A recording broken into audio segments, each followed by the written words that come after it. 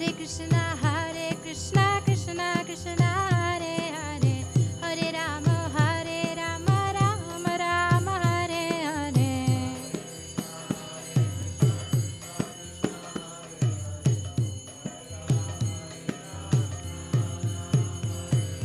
Hare Krishna, Krishna Krishna, Hare Hare, Hare Rama, Rama Rama, Hare Hare.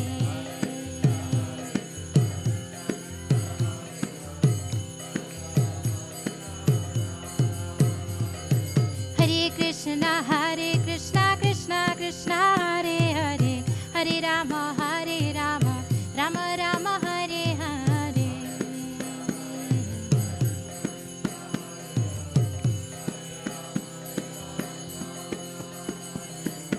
Hare Krishna, Krishna Krishna, Hare Hare, Hare Rama, Rama Rama, Hare Hare.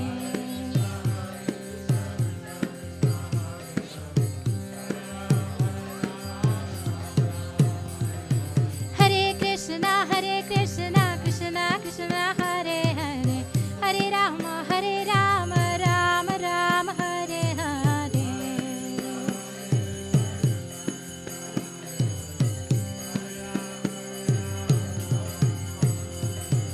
Hare Krishna, Krishna Krishna, Hare Hare, Hare Rama, Rama Rama, Hare Hare.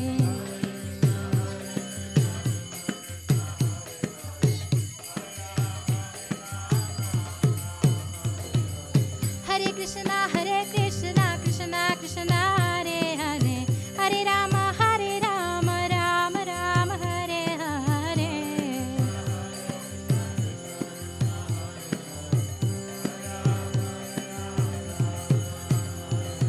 Hare Krishna, Krishna Krishna, Hare Hare, Hare Rama, Rama Rama, Hare Hare.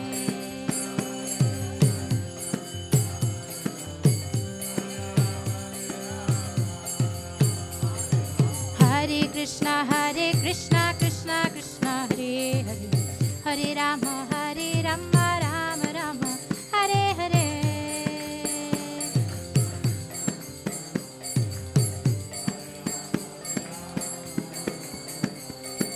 Hare Krishna, Krishna Krishna, Hare Hare, Hare Rama, Rama Rama, Hare Hare.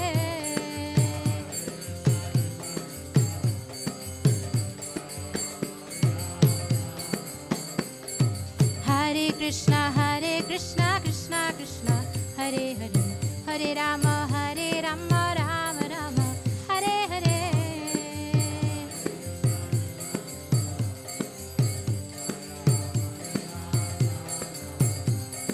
Hare Krishna, Krishna Krishna, Hare Hare, Hare Rama, Rama Rama, Hare Hare.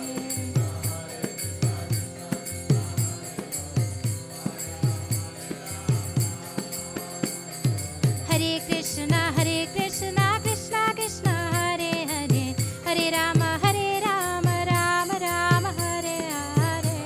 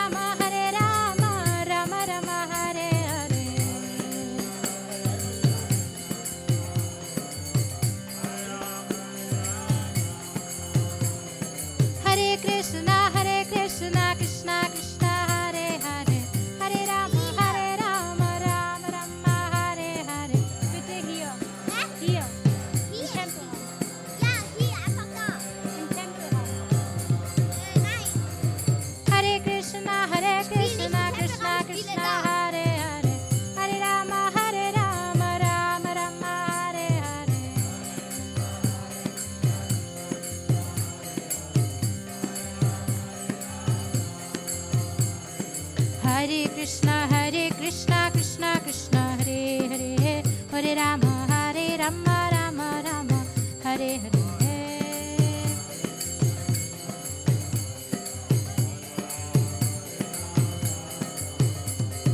Hare Krishna, Krishna Krishna, Hare Hare, Hare Rama, Rama Rama, Hare Hare.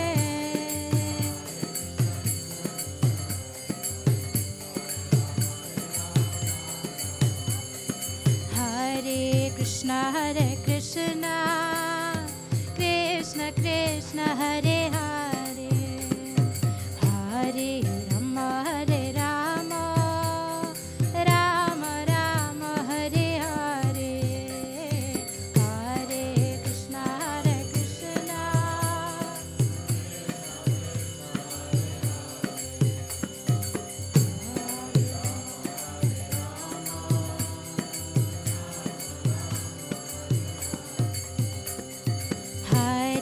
Krishna. Hare Krishna, Krishna Krishna, Hare Hare, Hare Rama, Rama Rama, Hare Hare. Hare Krishna, Krishna.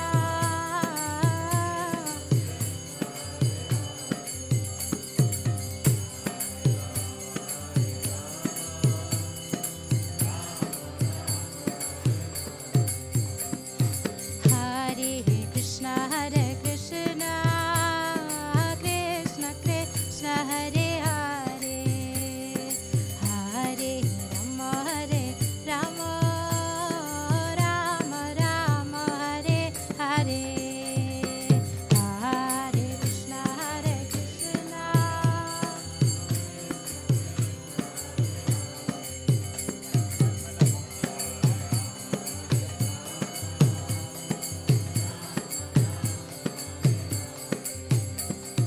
Hare Krishna, Krishna. Hare Krishna, Krishna Krishna, Hare Hare, Hare Rama, Rama Rama, Hare Hare. Hare Krishna, Krishna.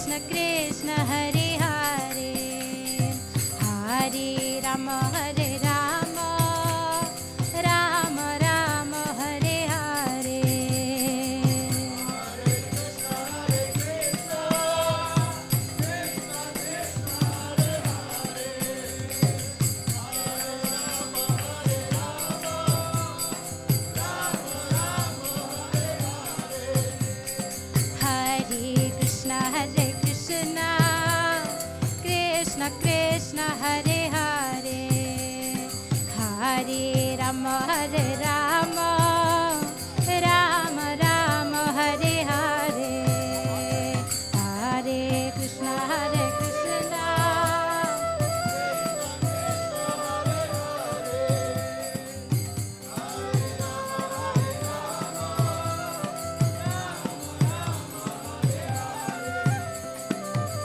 Hare Krishna Hare Krishna Krishna Krishna Hare Hare Hare Rama Hare Rama Rama Rama Hare Hare Hare Krishna Hare Krishna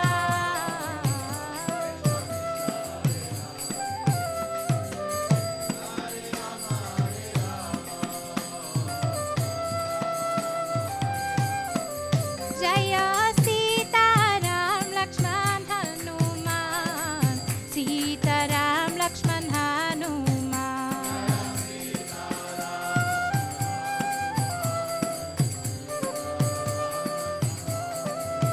Jaya Sita Ram Lakshman Hanuman Sita Ram Lakshman Hanuman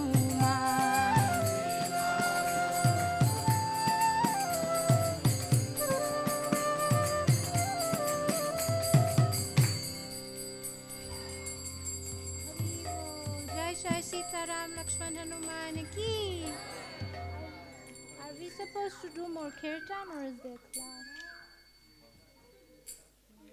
Is there anyone else who'd like to sing?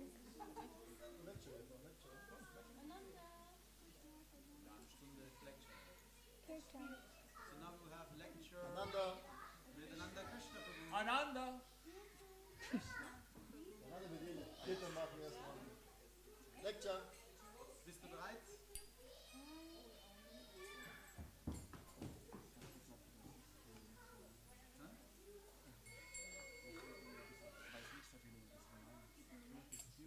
Ihm fällt schon was ein. Prabhu hat auch in Navami einfach über Krishna gesprochen.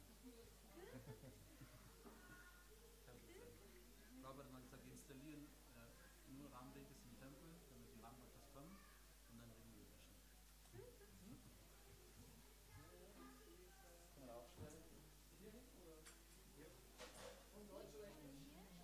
Bayerisch.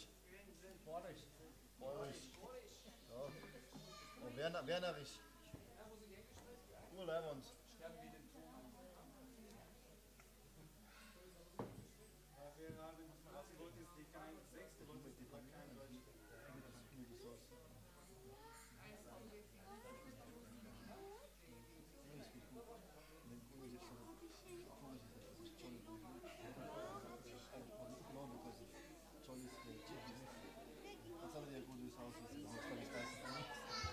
Because I complained once, like, somebody made it and it was spicy. Can you make it very spicy? That's good. Huh?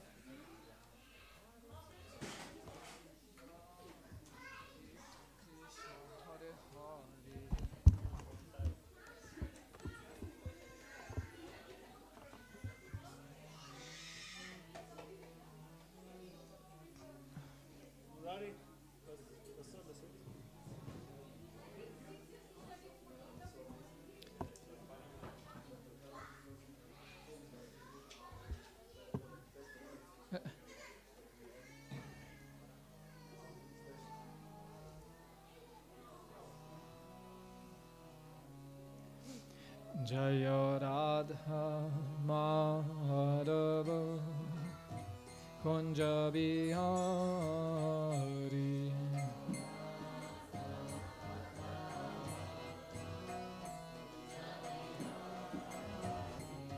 Jaya Radha Madhava Kunja Bihari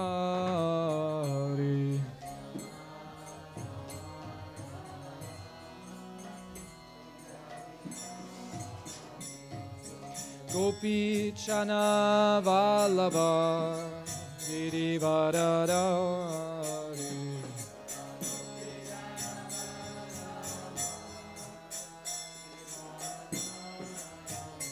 Jaya Gopi Chanavallabha Girivardhari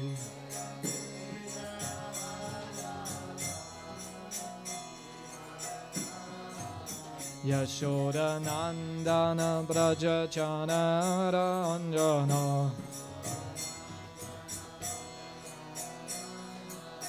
Yashoda Nandana Braja Chanaranjana Yamuna Tira Vanachari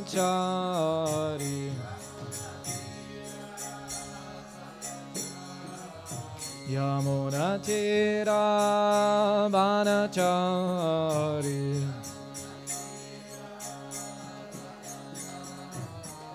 Jaya Radha Madhava Kunja Bihari Jaya Radha Madhava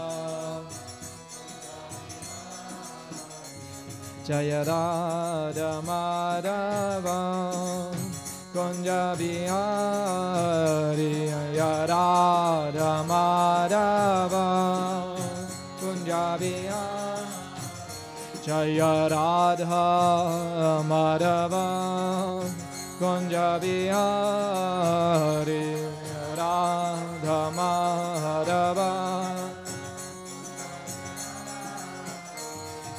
Gopi Chanavallabha Girivardhari Gopi Chanavallabha Jaya Gopi Chanavallabha Girivardhari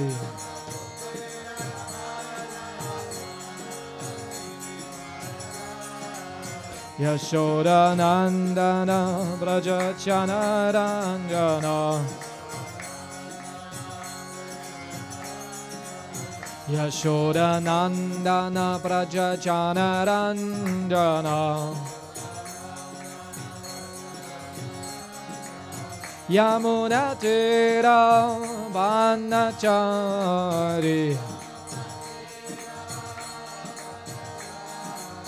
Yamuna Tira Vanachari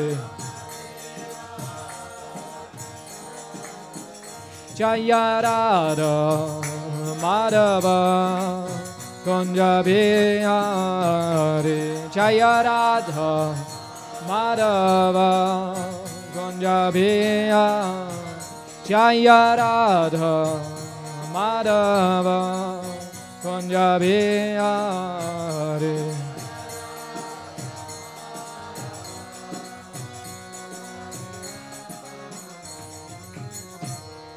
Shri Radha Madhava ki Srila Prabhupada ki Nitai Gaur Premanandi.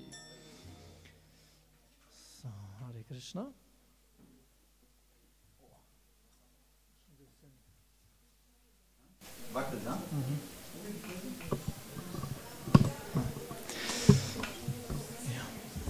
Okay, Hare Krishna. Welcome to our little lecture, talk on the glories of Lord Ramachandra and his associates, because the whole pastime of Ramachandra would not be complete without his associates. So we learn actually in Krishna consciousness that Krishna is never alone, and we always worship Krishna in all his forms together with his devotees. And Krishna does not want to be alone either. The spiritual world is a place full of unlimited devotees who are living with Krishna, who are celebrating with Krishna, who are serving Krishna, of course. And so also this very important appearance of Krishna as Lord Ramachandra is filled with amazing devotees. And also the Srimad Bhagavatam, which is our most important text, is a book which actually concerns about all these devotees who should serve as examples for us sadhakas, so we can learn from them many, many things. So I thought I will talk about devotees and their exalted qualities in the pastime of Lord Ramachandra. The story is more or less clear to all of us. Like today in the morning, Akila Prabhu, he told like the main story. So I will not talk so much about the story itself, but as I said, more about devotees and their wonderful glories. So of course we have Ramachandra, who is the Supreme Personality of Godhead. And the main text for this is the Ramayana. So Ramayana means actually the journey of Ram. So this is what the title actually means, the journey of Ram, because he made a long, long journey, way down to, from Ayodhya, which is in north, to the south India, to the last tip of India. And why was he traveling? Of course, the journey started because he got cursed, because of an intricacy, a conspiracy actually. It was a conspiracy. It was a conspiracy. And then he had to travel further because his dear wife Sita was abducted by Ravana. So we can learn from these characters good things and bad things. So also bad things or bad qualities can be very helpful, because we can see how not to behave, which qualities we should not develop. So we can reflect now on Ravana and think, which qualities did he had which I don't want to have, and actually which I might actually have, not in to such a degree as Ravana, I hope, but to some slight degree we have also these tendencies. So of course one of his main bad qualities was his lust. His lust. He was very lusty. He just heard about Sita by his sister Shurpanakha, and actually she came to complain, right? To get him to take revenge for her mistreatment. But because of hearing about the beauty of Sita, he was immediately infuriated. I want to have her. She should be one among my collection, in my collection, right? He was collecting women. Right? He said he had many women. I don't know how these Rakshashi ladies looked, because sometimes they're depicted as kind of ugly. But I don't know, maybe they could change their form, whatever his taste was, I don't know in detail, but he was attracted to Sita. So he could not control his lust. And this lust went together with pride, because he might have been lusty for Sita, but if there would have been some humility to some degree, he would say, okay, it's not my wife. Yeah? And all of us actually should be controlled by this understanding. Yeah? The marriage is something which ties together man and woman, and which binds them and should make them loyal to each other.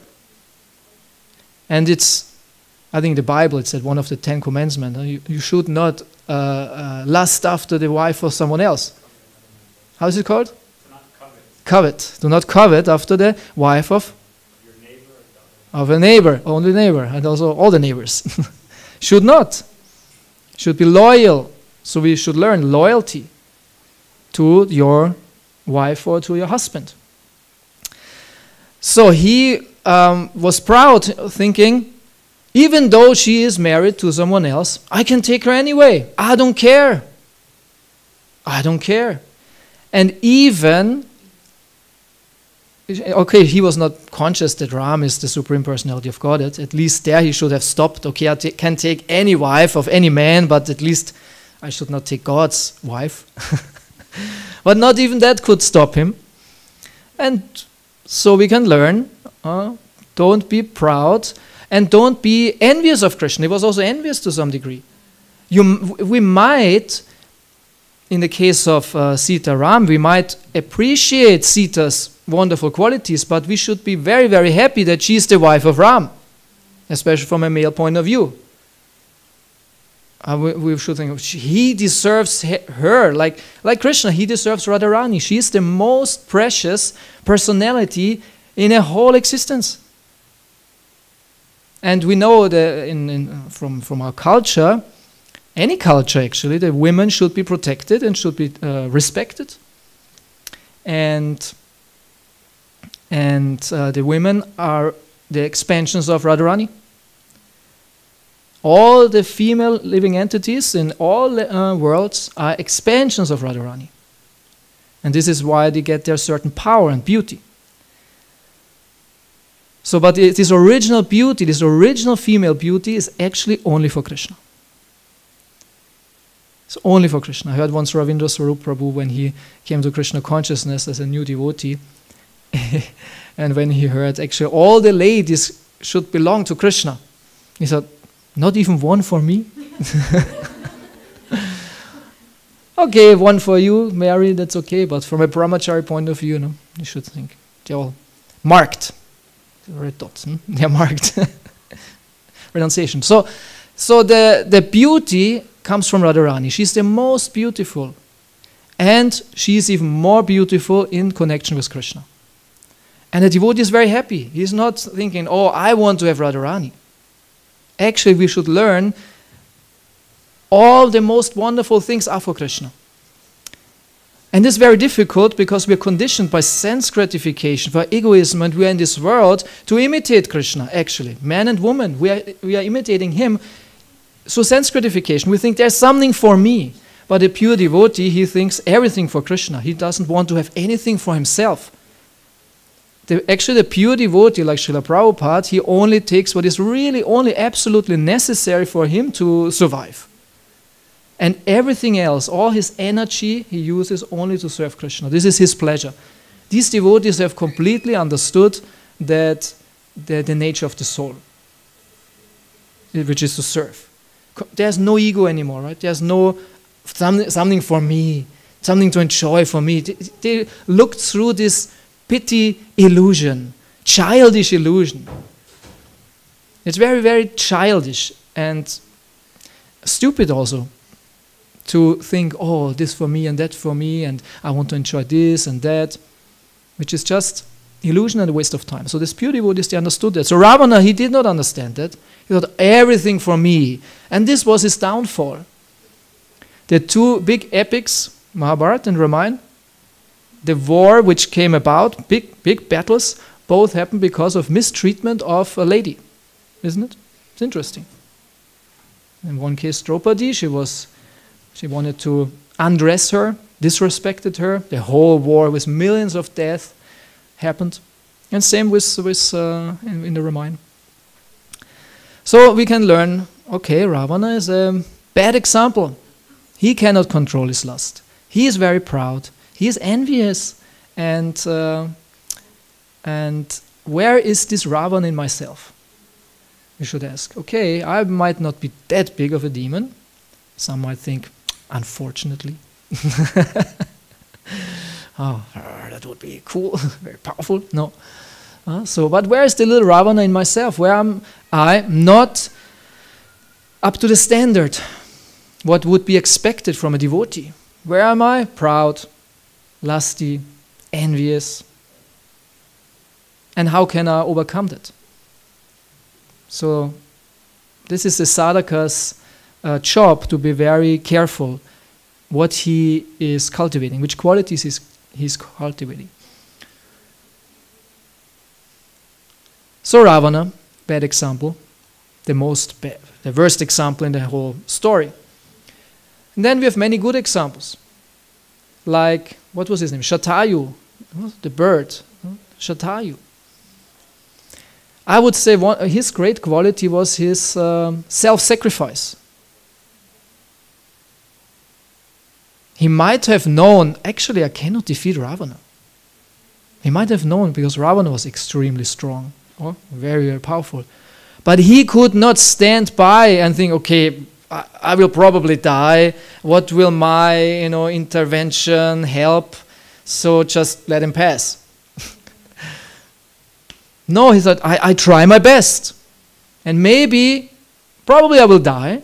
But at least I might stop him for a couple of minutes, and maybe Ram comes in time. Maybe at least that. Or I will think, maybe I can really stop him and take Sita and save her, whatever. But he was sacrificing for a higher cause. And we have many examples in our tradition, in our history, of devotees who were like sacrificing not just something, but themselves for the good cause. Like one great example is Dadichi Muni. He was approached by the demigods who got a hint for defeating Ritasura. And the hint was, get the bones of Dadichi Muni. Get his bones. So that you can make a powerful weapon out of it. So the demigods approached him and, it's in the Bhagavatam, some back and forth story, this and that. But in the end, he willingly gave his bones, which meant his body, and he had to die. And he made out of his bones, he made the Vajra, the how's it called? Thunderbolt? Just say Thunderbolt, the Vajra, the Indra's powerful weapon, and he could defeat Indra. But he understood, shall I keep my life just for me, for my whatever, pleasure? Or I sacrifice this one body for the good of so many others?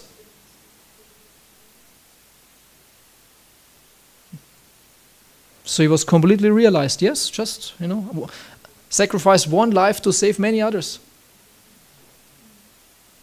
Was not attached.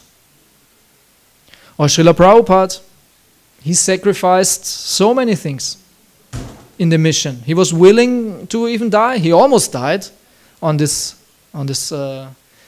journey on the Jaladuta, but he was taking the risk. And Prabhupada quotes often also like Jesus, he also sacrificed himself. He was sacrificed, literally. And so many others willing to sacrifice. So Prabhupada says in this regard, we need many devotees to sacrifice their lives, not in this physical sense, but to give their lives to Krishna, and especially to the mission.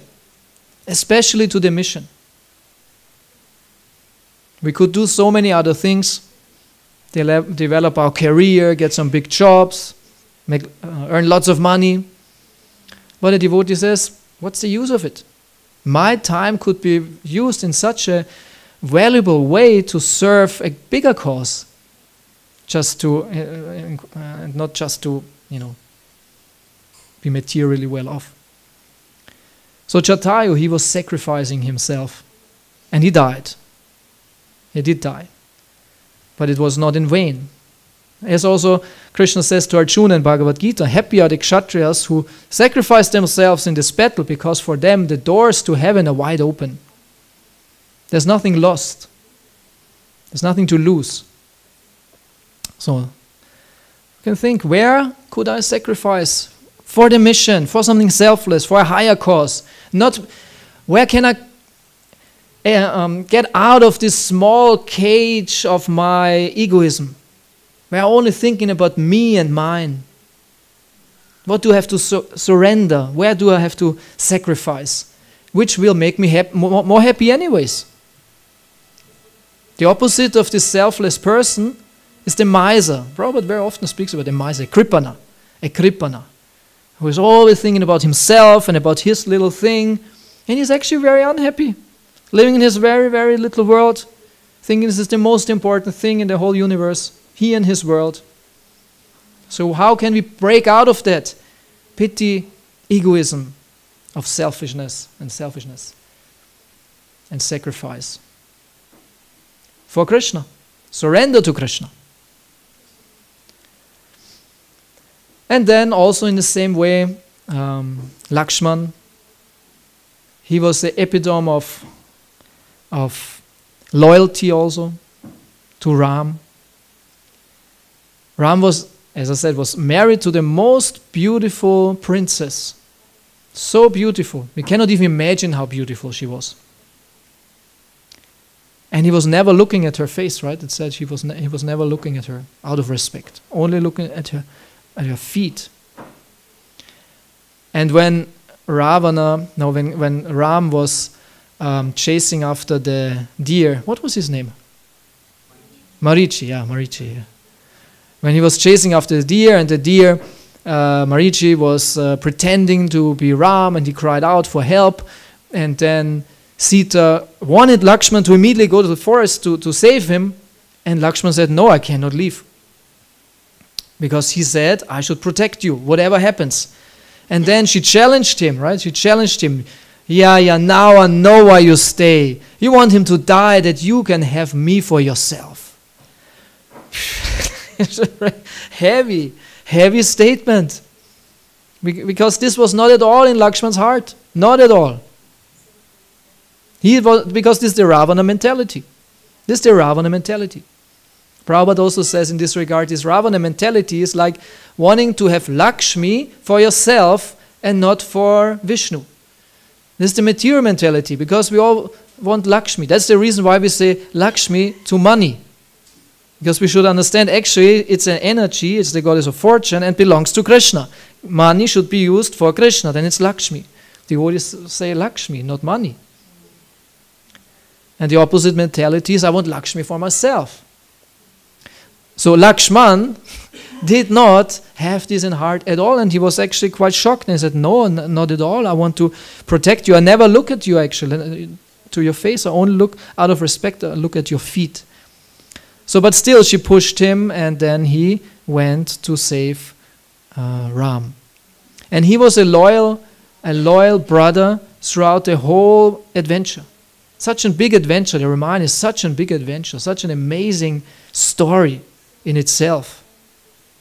Such an amazing story. And wasn't it that Lakshman, who is actually Balaram, said, okay, in this life, you were the older brother, but this went terribly wrong. So next life, I become the older brother. Balaram was older than Krishna. He did not want to make this mistake again. And when actually Sita was taken away, Ram was very, very sad. And as any person would be if someone who is loved by you is taken away. He was actually very aggrieved. And the Acharyas explain in this context actually a positive and a negative lesson out of this point. It could be seen from a positive point, from the spiritual, and from a negative, from the material. Then the negative is that Krishna wanted to show in this situation as Ram the danger of being too attached to any person in the material world, actually also to your wife or to your husband. Actually, the suffering he had was, he was showing, don't be too attached. Interesting. Because when we are too attached, and this comes up all the time in our scriptures, someone dies and the person is lamenting, and then a sage comes and tells him about Atma Tattva, the wisdom of the soul, and the person becomes sober. Because Krishna says also in Bhagavad Gita, the wise do not lament neither for the living nor for the dead. Ashochan anvashochas tvang pragya, what is it? Pragyavadangscha bhashasi kadasum lakadasum na nanu shochanti pandita. You lament for something what is not worthy of grief. The wise do not lament neither for the living nor for the dead. Sounds a bit harsh, huh? Because you think, okay, my son, my wife, of course there's some attachment, some love. But in the end, from the ultimate point of view, we are spiritual souls. Arjuna had the same problem. He was facing all his friends and his relatives and people he loved. Even though they ended up in such a weird situation, but actually had wonderful relationships to many of them, and he was lamenting for them, and he did not want to fight them, based on this bodily understanding. And this is why Krishna starts the Bhagavad Gita exactly with these words. You are lamenting something what is not worthy of grief. The wise do not lament neither for the living nor for the dead. Because we are eternal souls. And actually nobody is dying. Nobody can die. Nobody can die. The basic lesson of Bhagavad Gita. Of course, some lamentation should be there if someone leaves, but it should be from a spiritual point of view, because you miss the association of a devotee. Because you understand this was a nice devotee, even it's your relative. And we could serve Krishna nicely together. But I understand, he or she will continue on his journey to Krishna and nothing is lost. Next life, he continues from where he's left off, or he goes directly to Krishna. The dead are, they are better off than us. Actually, we should be happy. Either he goes to Krishna, or he gets a way better life. Okay, we miss the association. But we should not miss them because of emotional, sentimental reasons. And this attachment we have to overcome also. Because if we are too attached and the last day will come sooner than later, we will have a big problem. Dying is very, very difficult for those who are attached. They cannot leave. My wife, my child, my father, my brother, my house, my car, my dog, my money, my business. This is all what is in their consciousness, and they have to leave it. It will be taken away from them. Like if you lose something or you get robbed, you are very sorry for the thing you lost. But death is the ultimate theft. No way of return. If you lose something, you might find it. Searching also for something right now. Still. Hope dies last. Yeah. So it's not nice, or? Have you lost something, or was something stolen to you, or you lost some money or something? Huh? Can you remember how it was? Damn! It was terrible. Or you had a car accident and the wonderful car was broken or something. Or you were in love and the person left you. How were you suffering? How terrible was it? Everyone had experience of that. So when you die, you lose everything. Not just your driving license or or your wife or your job or something. Sometimes people lose their job and it's terrible. Okay, you were working for us 25 years, but thank you very much. Here's your fake gold watch and have a good time and maybe next job, we don't care. You're fired. Terrible.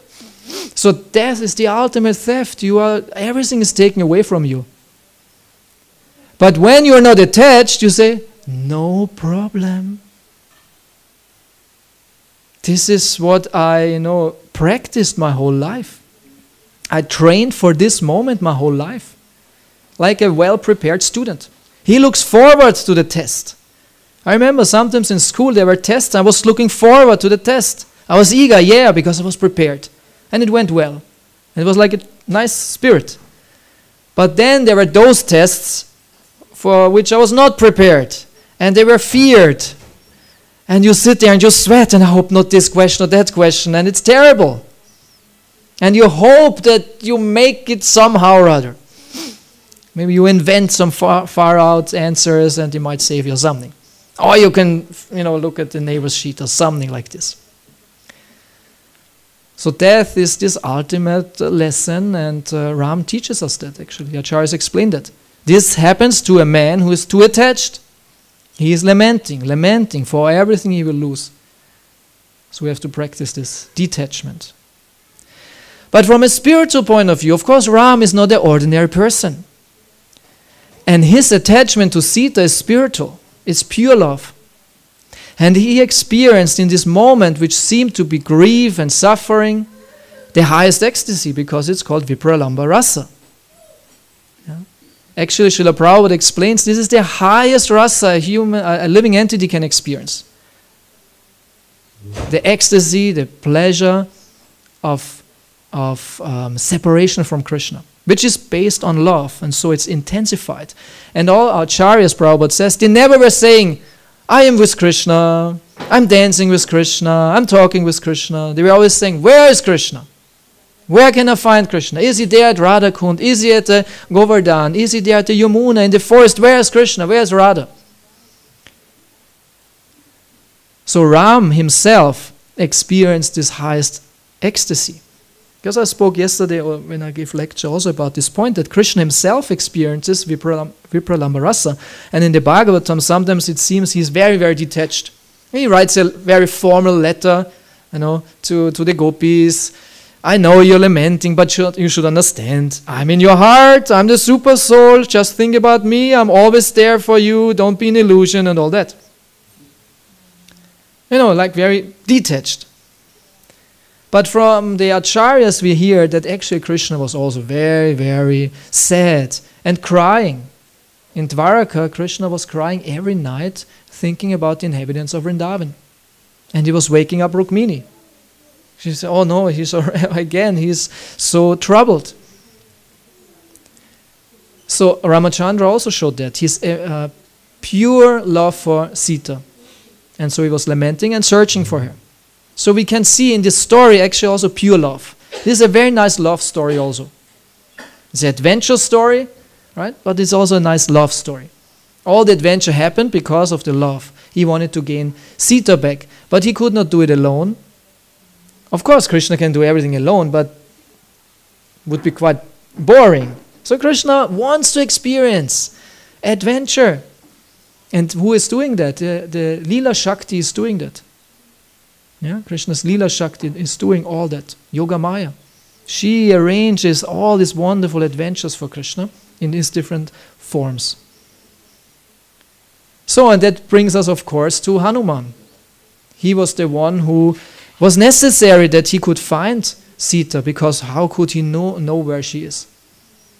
So Hanuman, of course, is the greatest servant of the Lord. Celebrated as the greatest servant of the Lord, who has Sita and Ram in his heart and is completely dedicated to their service. He always thinks about Sita and Ram and wants to serve them all the time. He is also, in that sense, completely selfless. He only wants to serve them. And then Ram was sending him, actually in all four directions, these monkey armies, they went to search, and they couldn't find Sita. They were searching the whole country. And then they came to the shore, and then we know that, wasn't it that Hanuman had not the special powers in this situation, but somehow Jambavan was reminding him or something? Actually, you have the certain powers, now we kind of revoked them, we kind of took them away from you because you were too powerful as a child, so remember now all these powers, you are the son of Vayu and all that. And he was using them then and became huge, took on this huge form, huge Hanuman. And he jumped to Lanka, jumping, flying. What is it? Can he fly or is it jumping? Jumping? He's jumping, okay. Powerful leap. But on this jump flight, he encountered some demons also, right? This big snake thing or something. And he defeated that also, and then he came to Lanka, and then he was searching for Sita, made himself very small. And he was searching everywhere. And how could he recognize Sita? Because of her beauty, or was she singing something, or what was it? He went to the palace and he was searching through all the queen's bedrooms and everywhere. And when he was checking all of them, they're all sleeping, and then he realized that Sita wouldn't be sleeping, she wouldn't be ornamented, she wouldn't be laying in a bed, she would be somewhere else. And so he went to the top of this place and he looked and he found the beautiful forest. So he thought, maybe this is there. Okay. And then she was there under this tree, and Hanuman had a ring, wasn't it? He had a ring from Ram, which showed Sita that he is a friend, because in the first moment she was shocked and she didn't know what is this and who is this, and another Rakshasa or something. Hanuman, of course, has like a monkey human form. But he said, no, I'm your friend. I was sent by Ram, my dear Ram. And here is the proof. And then she was very happy. And then, it's also an interesting point. He said, come on my shoulders. And I jump back and everything is over. Everything is over. You're back and everything is good. But she said, no, I cannot do that. Because of chastity, isn't it? I cannot touch another man, Actually, Ravana was waiting for that. He gave her some time until this day, if you don't surrender, because he wanted her to submit to him out of free will. So far he was not touching her. So Hanuman was, disappointed. Okay, I understand, but okay, Ram has to come himself. Quite some, she must have been very fearless also to say that, She said that if you save me, then it'll be very embarrassing for Ram. Ah. Because my wife by someone else. Yeah. So she had lots of trust in him. Okay, he knows now where I am, and he will get me out of here. No need, Hanuman. Just bring him the news where I am, and he will do the rest. And he did, of course. But still, she would take this, because she was now living many days more in like fear in this terrible situation, but she was taking that for Dharma. And this is also like one of the big points of the Rama, Dharma. How important Dharma is. And that they would not sacrifice Dharma for any reason, for any motivation. Where you could think, come on, just jump on his shoulders and everything is over. That's the whole point of it, to get you out of here. Huh? Isn't the Occam's razor? It's called Occam's razor in science, which means the most simple solution is probably the true solution. Everything what makes it more complicated is actually a subversion. So Dharma is a subversion. It's a difficulty in so many situations. But in the end, it will pay off. Dharma will bring the good result. And it cannot be sacrificed, especially for such personalities in such an age, under such circumstances. So the Ramayana shows lots of Dharma, many situations.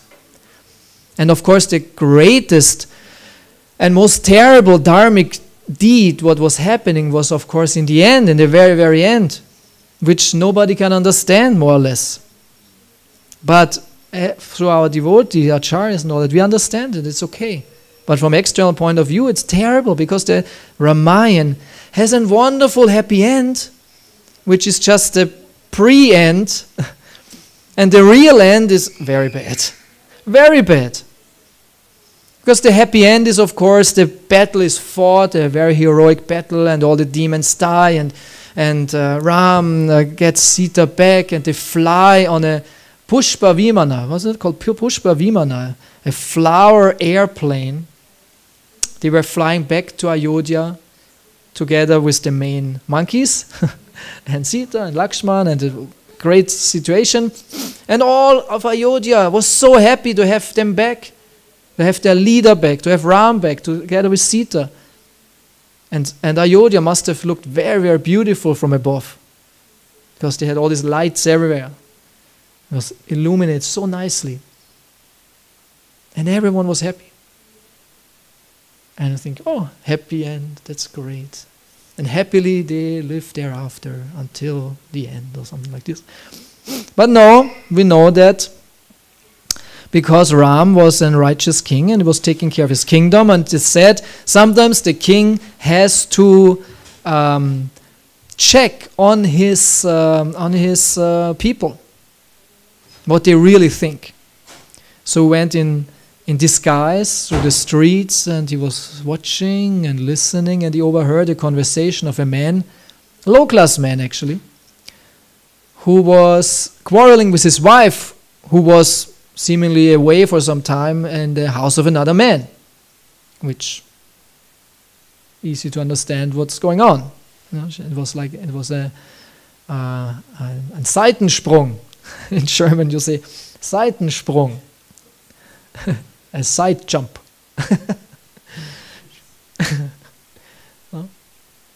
What? Something like this. So he was very upset with his wife, and he said, I will not accept you. I'm not such an hand-packed husband like Ram, who was accepting Sita back after she was in the house of someone else. And actually, Sita was proving her innocence when she walks through the fire. And all the demigods were showering flowers, everything is well. She cannot be touched by the fire, she's pure and all that. So there was nothing happening, and this low-class person, he was still thinking like that, out of pride. And actually we find also in Chaitanya Charitamrita, when Chaitanya Mahaprabhu was on his South Indian tour, he met a Brahmana whose name was, what was his name? No, Vasudeva was the leper. I don't know, I cannot remember. It was one Brahmana who was he was a great Ram Bhakta. He was worshipping Ram his whole life and every day, but Mahaprabhu came there and he was invited by this Brahmana because Mahaprabhu only ate in the house of Brahmanas. That was the culture. And this person was not cooking, it was kind of too late, and Mahaprabhu was wondering, where's something to eat? And he came to the Brahmana who was just crying.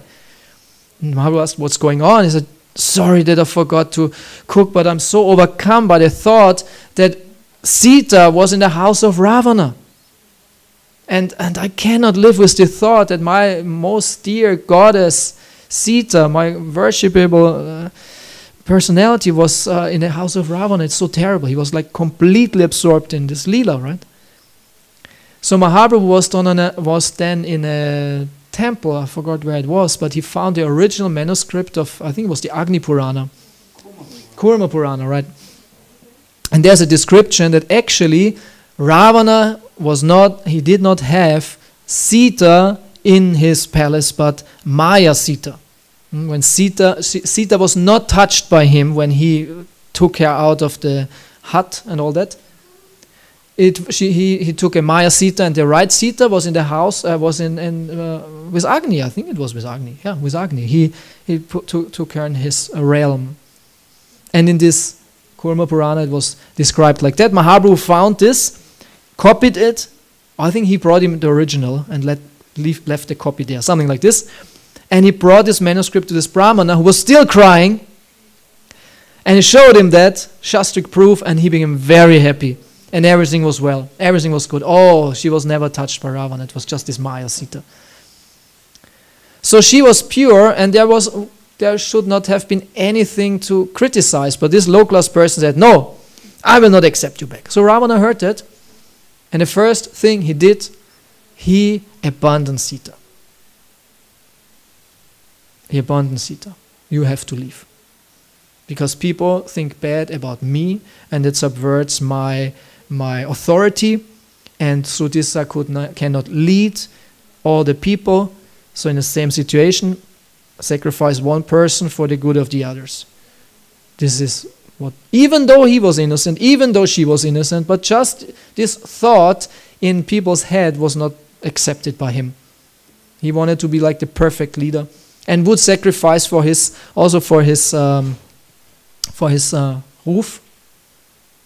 roof. Huh? Honor. Okay, for his honor he would even sacrifice that, even though she was innocent. So he abandoned her. She went to the forest and lived her whole life until the end in the forest. She was actually pregnant already. And she lived in the forest with Valmiki, right? It was with Valmiki, and her two sons, Lava and Kusha, were born in the forest, which were actually their whole life then quite inimical towards their father, whom they did not know, but later on there was some quarrel and battle.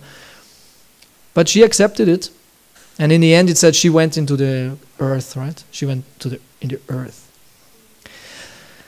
So she was lamenting the rest of her life, and he was lamenting again Vipralamba Rasa. You know? So it's just external to think it's actually painful. But actually for those personalities, Supreme Lord, this is the highest pleasure. Because they were thinking of each other in such an intense way that they felt this highest taste of prema. And the same pain is felt by Krishna and Radharani and Yashoda and Nanda when they left. Same pain is felt by also Mahaprabhu towards Vishnupriya, and Vishnupriya especially towards Mahaprabhu. And actually all the devotees, when Mahaprabhu left the place and a devotee was left alone, he was crying. He could not tolerate Mahaprabhu leaving him, like Gadada or Raghunath Das and all of them. And in the end, when Mahaprabhu left, all of them were crying. But they were in the highest ecstasy because the absorption, the meditation on the Lord was so intense through this Liebeskummer, transcendental Liebeskummer. And all our acharyas write on this topic to explain this in great detail. Difficult to understand, but it's not to understand with the head, it's something what has to be experienced by an advanced devotee.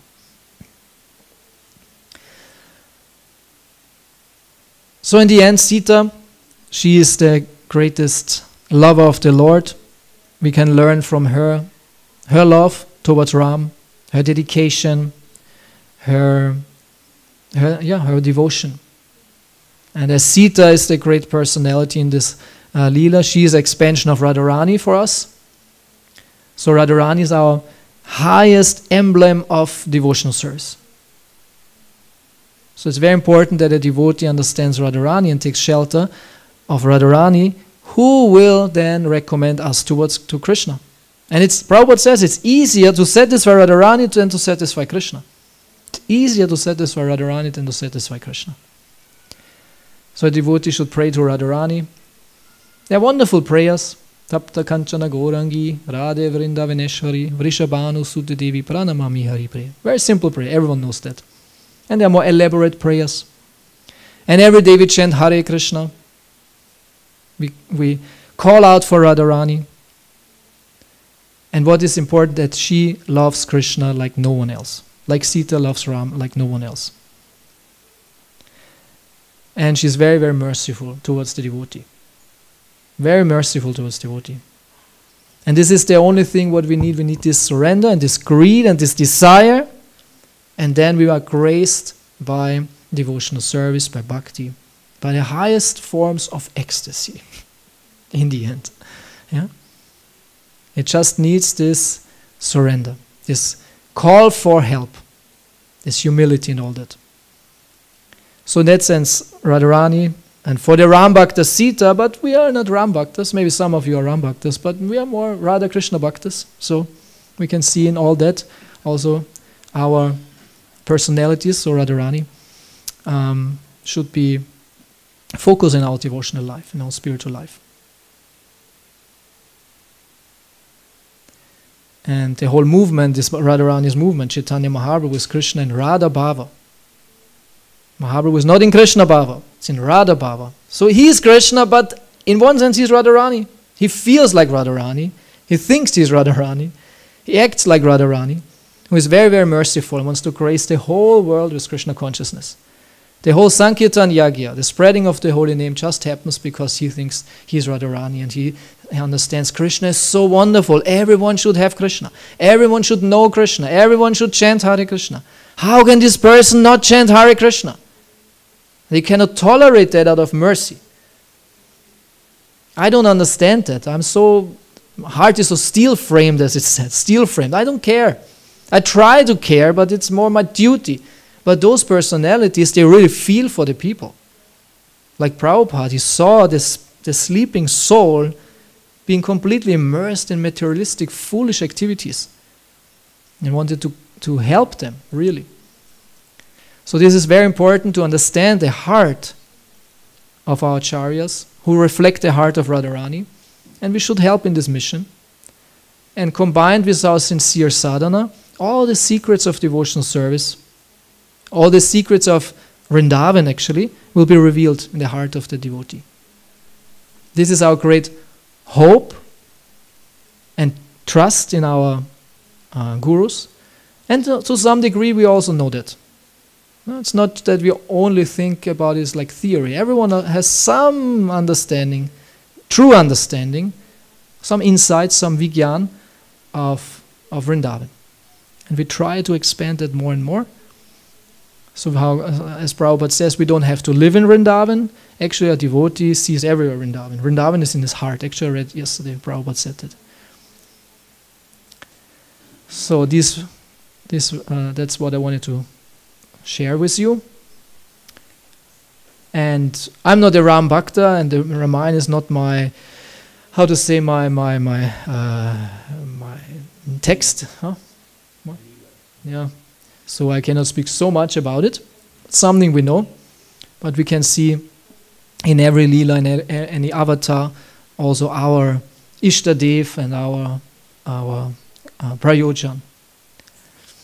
Okay, thank you so much for your kind attention.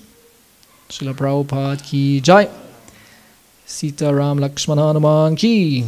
Nitai Gaur Premanande. So we have 5 minutes for question or reflections or your realizations. Ram. Thank you for this very inspiring, thought-provoking lecture on this day. Very nice. And I just looked it up. The Brahmana, his name was Ramdas Vipra. Ramdas Vipra, okay. Vipra, yeah. And I was thinking when you spoke about Sita Rani and the different personalities coming up in the Ramayana and how we can all learn from them. But as you point out, then also in the end, that Sita Rani actually is the topmost, because I then thought she was surrounded so much by Ravana and by this illusion. She was offered everything. Ravana, you know, it's like Maya. He offered her everything. He just wanted her to surrender, because freedom, you know, he didn't want to touch her freedom. And Maya can also not touch your freedom. But she stayed always loyal to Ram and said, no, he will come and he will save me. So I would like to have this eagerness and this conviction that, no, my only shelter is Ram or Krishna. You know. Yeah, that's a nice point. Yeah, we should see ourselves in a similar situation, like Sita, completely surrounded by so many negative things, antagonistic things which divert us from our Krishna consciousness, but be loyal and faithful, that Krishna will save us. Huh? Also look, to some extent, sometimes more reasonable, more tempting, or like, yeah, come on, you know, you get here everything. You know, all of us, we joined out of a kind of a Sita Ravan situation. You know, we had kind of everything, whatever, but we felt something is not right, but we kind of had everything. You know, so, but Sita even didn't touch it. Yes, thank you. Very nice point. Okay, something else? Some reflections, some thoughts?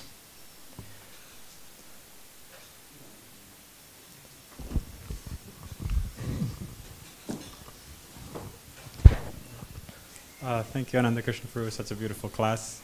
I really love the point you mentioned about how Prabhupada points out that when we have the same mentality like Ravana, we're simply trying to enjoy Krishna's energy, trying to enjoy Sita without Ram, trying to enjoy the material energy separate from the Lord. And I was listening to a lecture by Ranath Maharaj, and he really stressed that point, that we have to think of every moment in the day and think where we're trying to abuse and take advantage of Krishna's energy without thinking about or understanding that it's the Lord's, and we're simply should be utilizing it in His service. And so that Ravana mentality is coming into our mind every day, certain times when we try to enjoy His energy without Him. That was a really wonderful point. Thank you. Yeah, thank you. Okay. Thank you so much. So now we have Gaur Artik, so we sing and dance nicely for the pleasure of Ram and all his representatives. Srila Prabhupada ki, Nitai Gaur Premanande.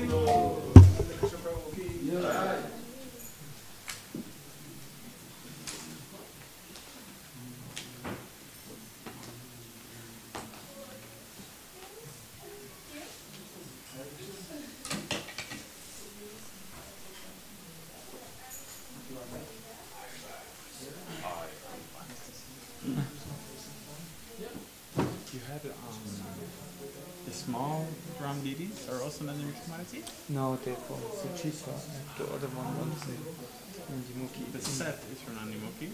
Yeah, it's all together and it's not stable.